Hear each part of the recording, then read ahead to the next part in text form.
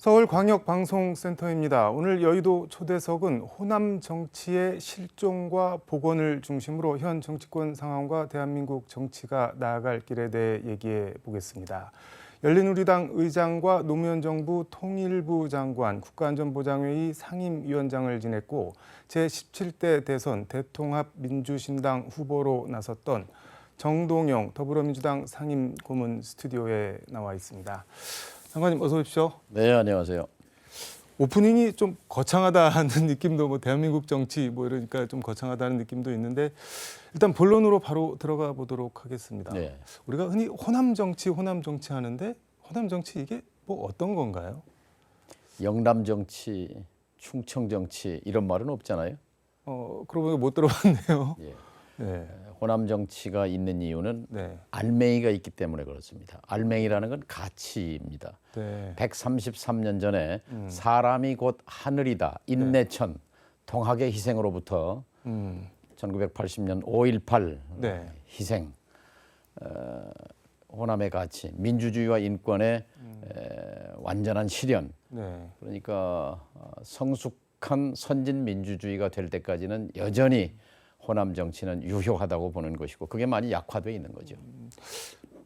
말씀 듣고 보니까 영남 정치, 충청 정치 이런 단어는 없는데 호남 정치만 있는 게 그렇죠. 처음 의식을 했네요, 오늘. 근데 그런 호남 정치가 실종됐다는 말들을 하는데 뭐 어떤 점에서 그렇다는 건가요? 그 목소리가 없어진 거죠. 목소리가. 우리 사회는 여전히 힘없고 돈 없고 백 없는 네. 수많은 민중이 있는데 대중이 있는데 네. 그들의 목소리를 대변해줄 힘없는 약자들은 민주주의를 원하고 사회적 경제적 통합을 원합니다. 네. 그런데 이것을 대신하고 대변해줄 호남 정치의 목소리가 약해졌다는 거죠. 호남 민중의 정서는 생각은 그대로입니다. 열정은 그대로입니다. 그런데 심부름꾼, 네. 대변인, 대의사들의 목소리가 약해진 것이 호남 정치의 실종이라고 말하는 이유라고 생각합니다. 지금 민주당이 말씀하신 그런 가치들을 계속 강조하고 민주당이라는 당이 있는데 또 호남 정치라는 가치는 뭐 없다. 그럼 이런 말씀이신 건가요? 적어도 네. 그러니까 호남 출신 정치인들이 진보 개혁 블록으로 상징성을 가져야 합니다. 예를 들면 김대중이라는 이름 석자가 갖는 한국 정치에서의 그 상징성, 진보 개혁 평화라는 그 상징에 비하면 지금 호남의 수십 명의 정치인들이 갖고 있는 그 상징성은 과연 이 시대의 변화, 개혁, 진보를 상징하고 있는가, 그런 점에서 반성할 대목이 있는 거죠. 노선입니다, 결국. 노선이 어떤 말씀인 건가요? 그러니까 이 진보 개혁 노선이 이 민주당의 중심 노선이어야 되고 그 중심에 호남 정치인들이 자리해야 한다 하는 얘기죠.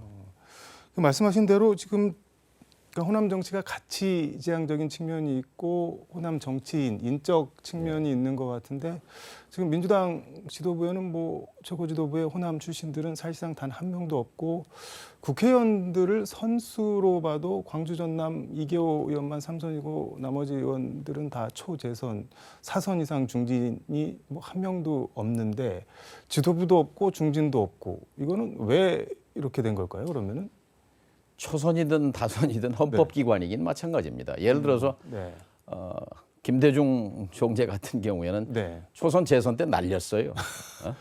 그러니까 박정희 전두환 시절에도 호남 정치인들이 맞서서 1대1로 맞짱을 드는 정치인들이 여럿 있었습니다. 그런데 그런 이제 이 결기, 이 투지가 좀 부족한 것 아닌가 생각하고요. 왜 그런가 생각해 보면 이제 내부 경쟁에만 몰두하면 이제 이게 최종 목표가 되면 바깥 세상에는 관심이 적어지는 거거든요. 그러니까 충청이나 뭐 수도권은 내부 경쟁만 갖고는 당선이 보장이 되지 않잖아요. 국회의원을 예로 들면 뭐 지방자치단체장도 마찬가지입니다. 시장, 군수, 도지사도 뭔가 업적을 만들어야 다음에 당선될 수가 있기 때문에 그 국민 유권자를 상대로 치열하게 노력을 합니다. 그런데 전남북 광주의 경우에는 네. 경선만 통과하면 그다음 선거는 뭐 있으나마나 한 거기 때문에 이 내부 경쟁에서만 이기면 되는 거거든요. 그래서 전남북 광주에서는 경선 기술자가 많다, 뭐 그런 얘기도 있죠. 경선 기술자요? 그러니까 단체장이든 의원이든 선출직이 되면은 일단 목표는 이제 재선이란 말이에요. 재선을 위해서는 이제 권리당원 모집하고 경선에서 벽을 쌓는 이런 경선 관리에 능한 정치인들이 많다라는 얘기죠. 그래서 뭐 잃어버린 호남 정치 복원을 하려면 뭘 어떻게 해야 되는 건가요? 그러면은? 저는 지금 네. 광주 민심도 그렇다고 봅니다. 지금은 싸워야 할 때다라고 시민들이 느끼는 거거든요. 뭐냐면 지금 듣도 보도 못한 정권입니다. 제가 여기 오면서 이제 용산역에서 오는데 택시를 탔어요. 네. 그 대전 분이더라고요. 네. 그런데 도대체 이 나라에 상식이 없어졌다 이거예요. 특히 대통령부터 이 사람들 하는 말을 믿을 수가 없다. 상식에서 다 벗어나 있다. 아니, 대통령이 맨날 강조하시는 게 공정, 정의, 상식인데 공정 상식 말 안 하잖아요. 그런가요? 이제 네.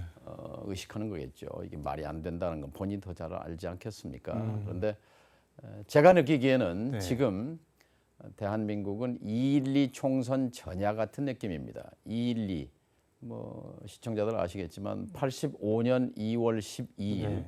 김대중 총재가 미국에서 귀국하고 일주일 네. 뒤에 이제 선거가 치러지는데 DJYS의 합작으로 신당이 이제 만들어졌죠. 이때 누구도 예측하지 못했는데 네. 투표함을 열고 보니까 제1야당 민한당이 무너져 버렸어요. 신민당 돌풍으로 제1야당이 새로 들어섰거든요. 네. 전두환 정권과 맞서서 끝장을 내라 하는 그 민심이 폭발한 겁니다. 네. 지금 오늘 그 택시 기사님이 그러는 거예요. 네. 민주당만 잘하면 내년에 이 정권 끌어내릴 수도 있다. 어떻게 해요? 200석 넘길 수 있다. 뭐 이렇게 기사님 얘기인데 끌어내리든 아니면 적어도 국정 기조의 전환을 강제할 수 있는 거지요. 근데 그 선봉에 네.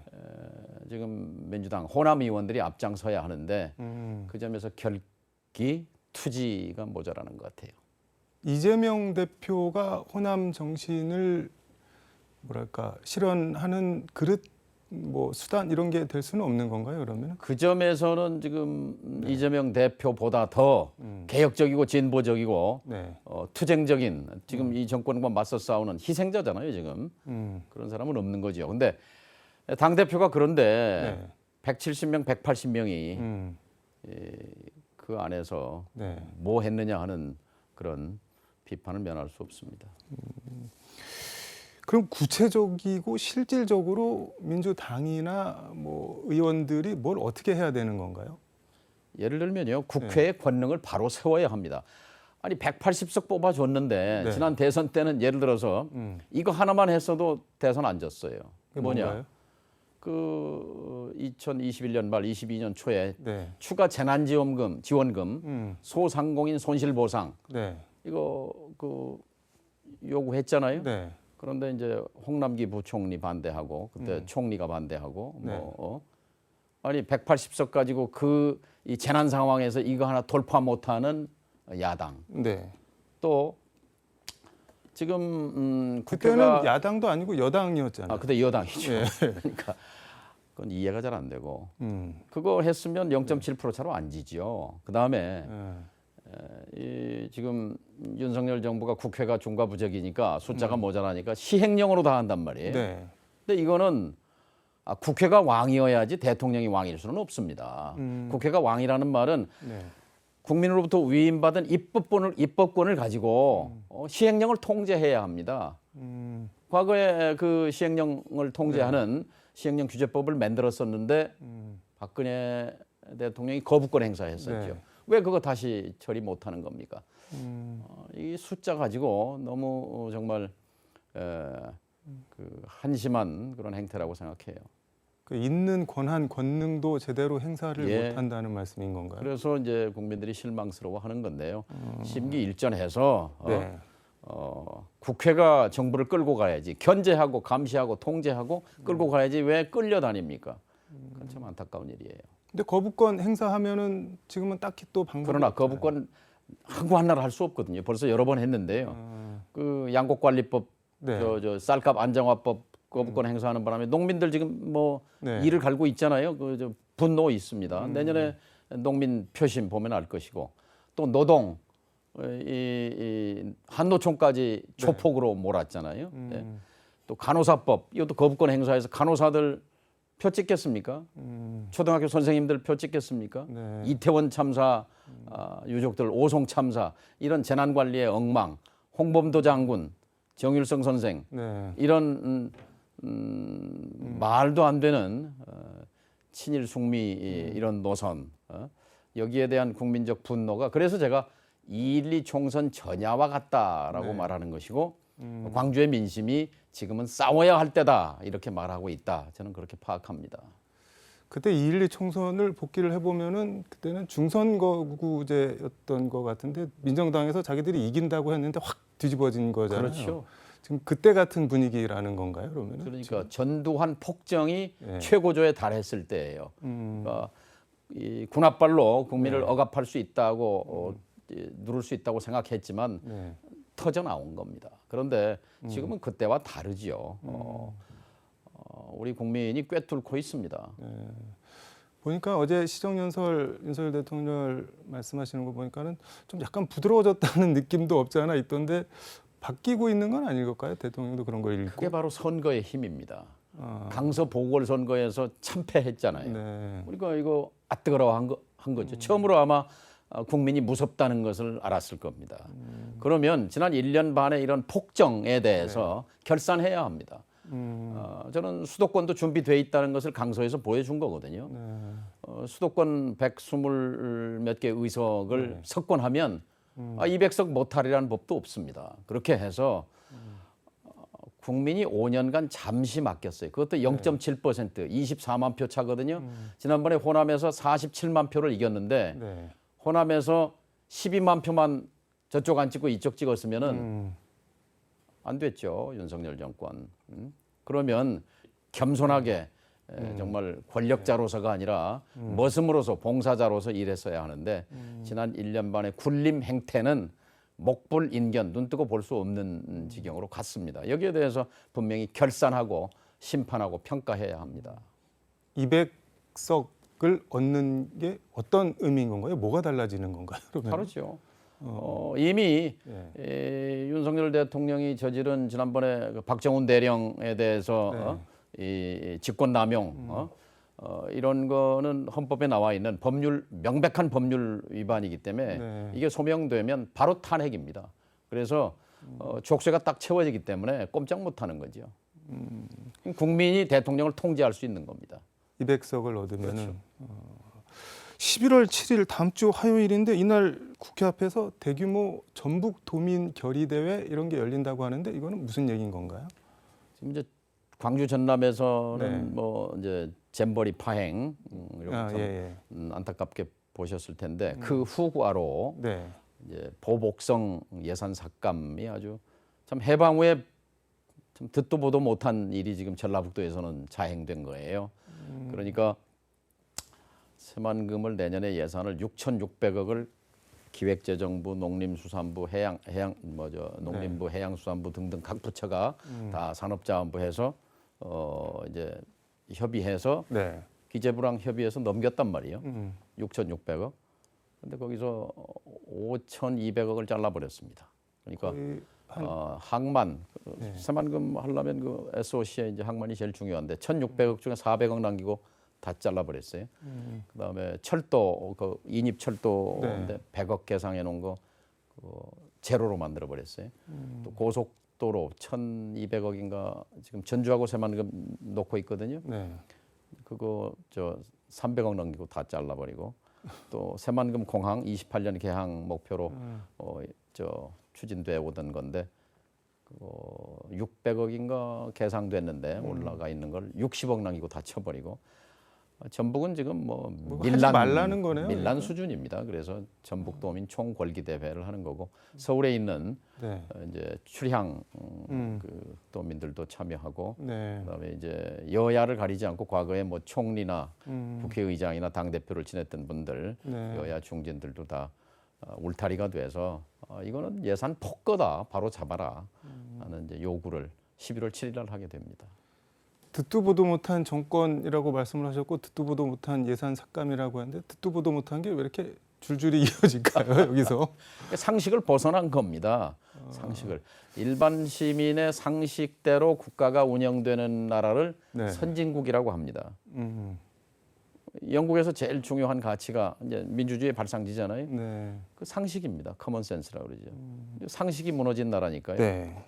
근데 어제 윤석열 대통령 국회 예산안 시정 연설 보니까는 뭐 전 정권 탓하는 건 없던데 아무튼 뭐 여당 야당 초당적 협력을 요청을 하시던데 그냥 기조는 그 이른바 건전재정 기조 그대로 가져가겠다. 뭐 이렇게 엄청 비판 많이 받았던 R&D 예산 같은 경우도 뭐 사실상 뭐 복구할 의사 없다. 뭐 이렇게 밝혔는데 이거 모여서 걸기 대회 한다고 잘려나간 새만금 예산이 돌아올 수 있을까요? 조금 조정을 하겠죠. 근데 네. 이제 힘 대 힘입니다. 민주당이 170석 갖고 뭐 합니까? 아무튼 국회를 통과 못하면 네. 예산은 집행할 수 없는 건데요. 근데 이제 건전재정도 지금 이분들이 이 정권이 지금 이제 이념으로 삼는 것 같아요. 그러니까 외교도 이념으로 하고 외교안보도 이념으로 하고 경제도 이념으로 해요. 그러니까 실리와 네. 민생, 국민들의 편익이 우선이 아니라 근데 건전재정 좋죠. 그러나 지금 고물가, 고환율, 고금리 속에서 피폐해진 민생, 하루하루 버티기 힘든 그런 서민들의 생활을 살피면 네. 가계, 정부, 기업인데 가계, 기업 다 여력이 없단 말이에요. 정부가 이럴 때는 네. 그 경제 주체로서 역할을 해야 하는데 그걸 포기한 거거든요. 그래서 그 대표적인 희생이 지금 이제 R&D 예산 깎은 거, 그거는 뭐 누구도 찬성하지 않죠. 다 혀를 차는 부분이고 새만금 예산도 그 희생의 하나고요. 전체적으로는 지금 우리 국민이 피해를 보는 건데 그렇게 해서 성적표가 뭐냐? 30년 만에 일본에 추월당하잖아요. 일본이 올해 2.2%대로 올라갑니다. 2.0% 경제 성장인데 성장률 말씀하시는 거죠. 지금 대한민국이 1년 전에 윤석열 정부 취임하기 전에는 2023년 경제 성장률을 2.5%로 내다봤어요. 네. 이게 5번에 걸쳐 수정됐습니다. 2.5, 2.0, 1.5, 1.4로 떨어져서 올해 1.4인데 내년에 2.0을 회복할지 못할지도 모르는데요. 결국 경제가 전부입니다. 근데 지금 대통령 입에서 경제보다 이념이 중요하다 이런 따위의 얘기가 나왔으니까 이 결과는 뭐 자욱자득인데요. 지금이라도 네. 국정기조의 대전환이 필요한 이유입니다.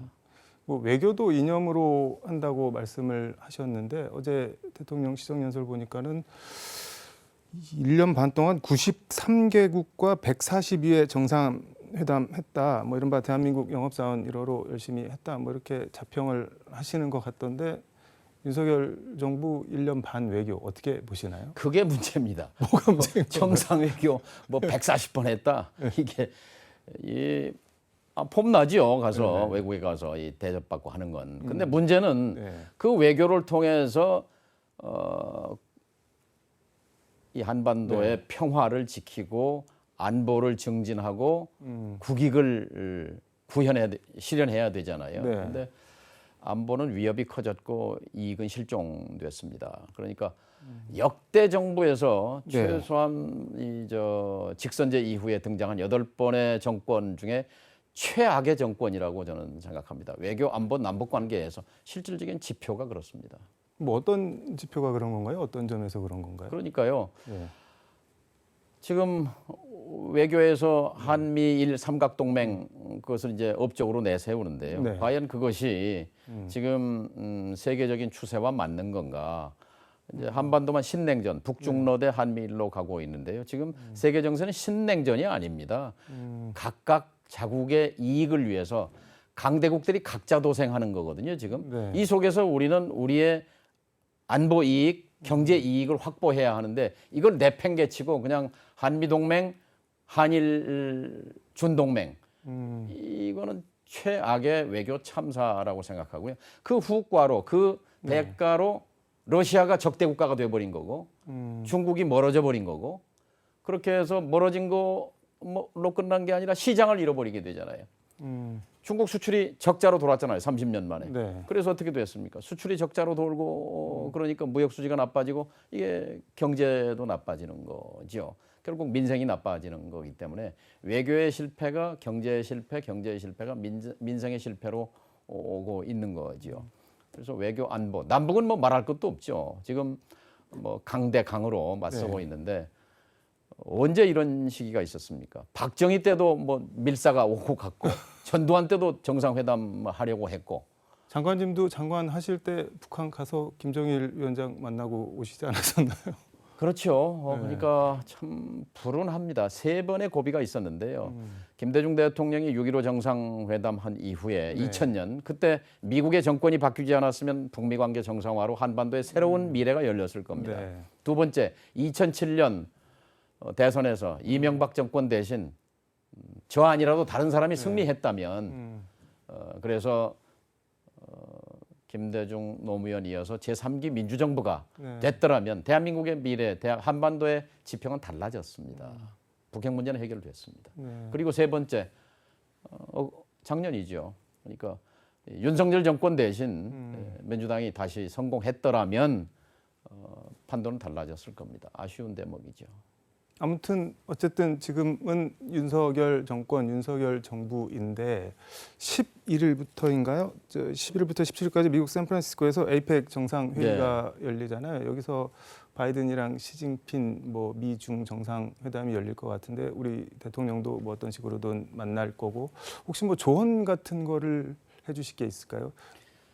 이게 나침반입니다. 이제 미중 갈등, 경쟁으로부터 이제 미중 관계의 안정화, 정상화로 넘어가는 그런 분수령이거든요. 그동안 미국의 상무장관, 국무장관, 저 안보보좌관, CIA 국장, 재무장관 안 간 사람 없이 이제 중국을 갔고 또 중국에서도 이제 왕이 외교부장이 와서 바이든 대통령도 만나고 해서 아직 날짜 장소는 확정되지 않았지만 뭐 미중 정상회담 하게 되면 미중 관계는 이제 정돈이 되는 겁니다. 그런데 이렇게 되면 우리는 뭐가 됩니까? 닥쳤던 뭐가 되는 거죠. 우리는 바이든 편에 섰는데 미국 편에 서서 줄곧 따라갔는데 미국이 중국과 손잡아버린 형국이란 말이죠.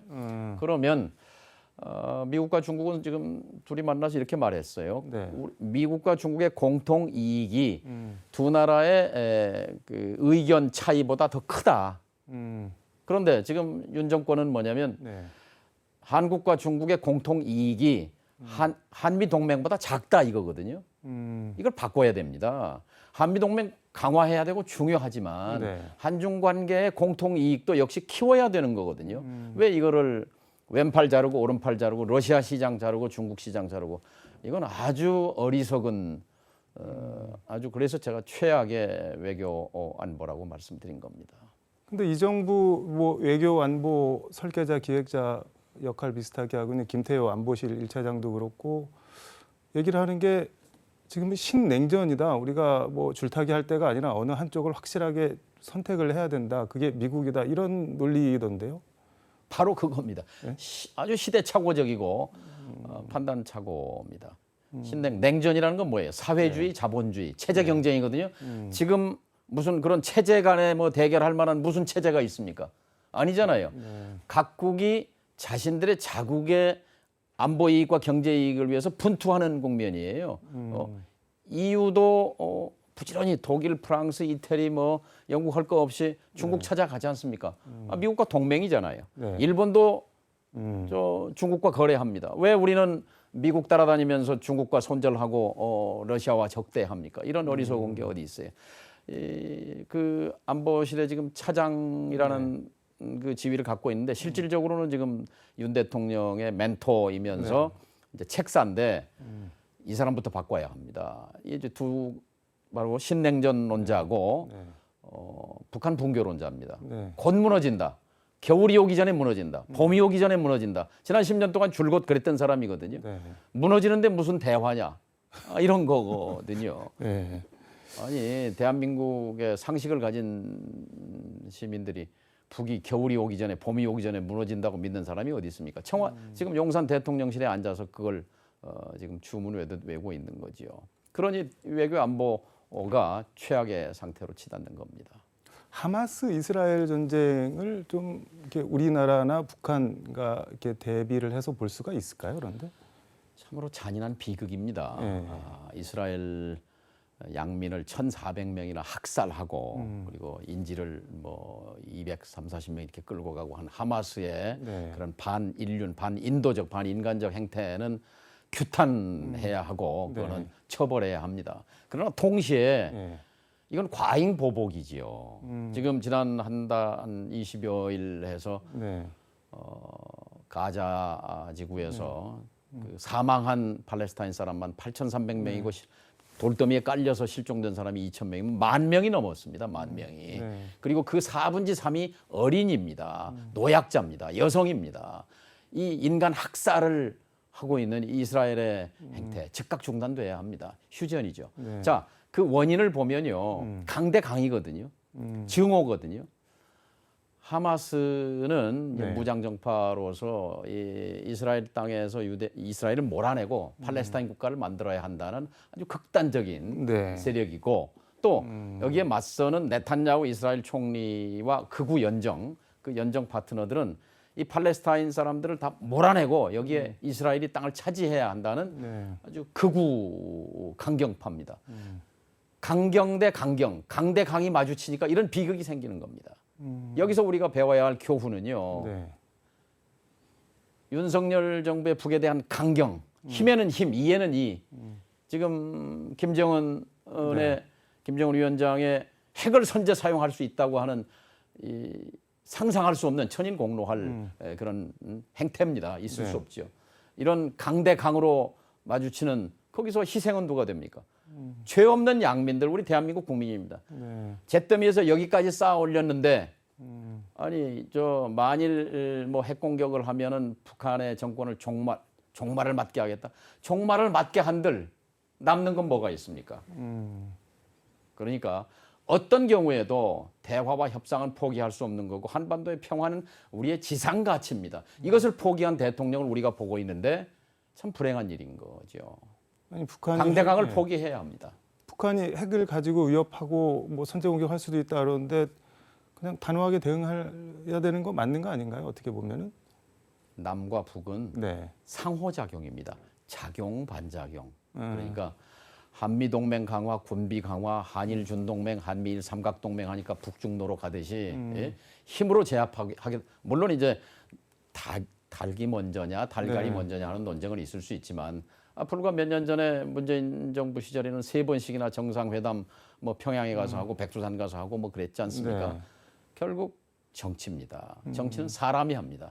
근데 그 사람이 누구냐, 특히 지도자가 누구냐에 따라서 이렇게 달라지는 거죠. 문재인 정부가 제일 잘못한 게 윤석열 정부 들어서게 한 것이 제일 잘못한 겁니다.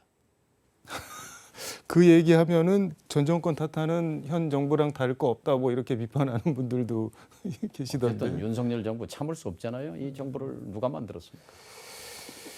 오늘 여러 말씀 들었는데 그 말씀하신 거를 뭐 현실 정치에서 구현을 하기 위해서 그 특히 뭐 호남 정치 복원 이거 위해서 뭐 주변에서 권유도 많이 받고 있는 걸로 알고 있는데 그냥 단도직입적으로 내년 총선에 나오실 계획이 있으신 건가요?